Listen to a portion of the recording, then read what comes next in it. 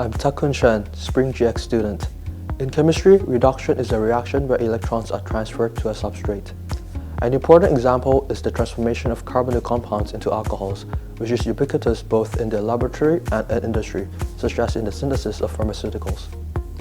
In biological systems, the reduction of carbonyls is facilitated by a cofactor called nicotinamide adenine dinucleotide phosphate, or NADPH.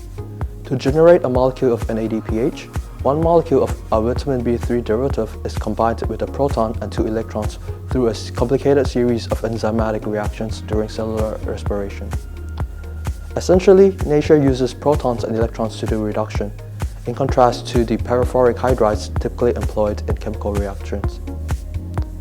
A recent work of the Weymouth group uses a weak acid as the proton source and electricity as the electron source to reduce acetone to isopropanol through a catalysis mediated by organometallic compounds.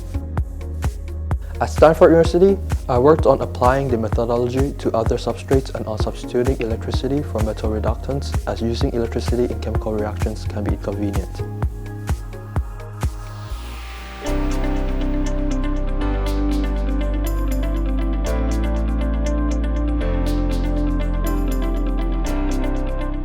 The ability to achieve catalytic reduction without the need for hazardous chemicals incorporates several principles of green chemistry.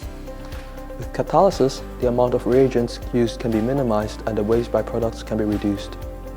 Additionally, by using safe reagents, the risks of accidents and of long-term effects on health and on the environment can be reduced.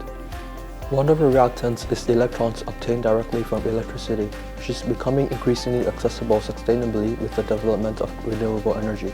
Speaking of renewable energy, hydrogen is an attractive carbon-neutral alternative to fossil fuels. The difficulty in using hydrogen lies in its gaseous nature. As such, it is often stored in other forms, for example as liquid isopropanol, which can be readily dehydrogenated to release hydrogen gas. Therefore, the electrocatalytic reduction of acetone to isopropanol will also be crucial to the transition towards a more sustainable future.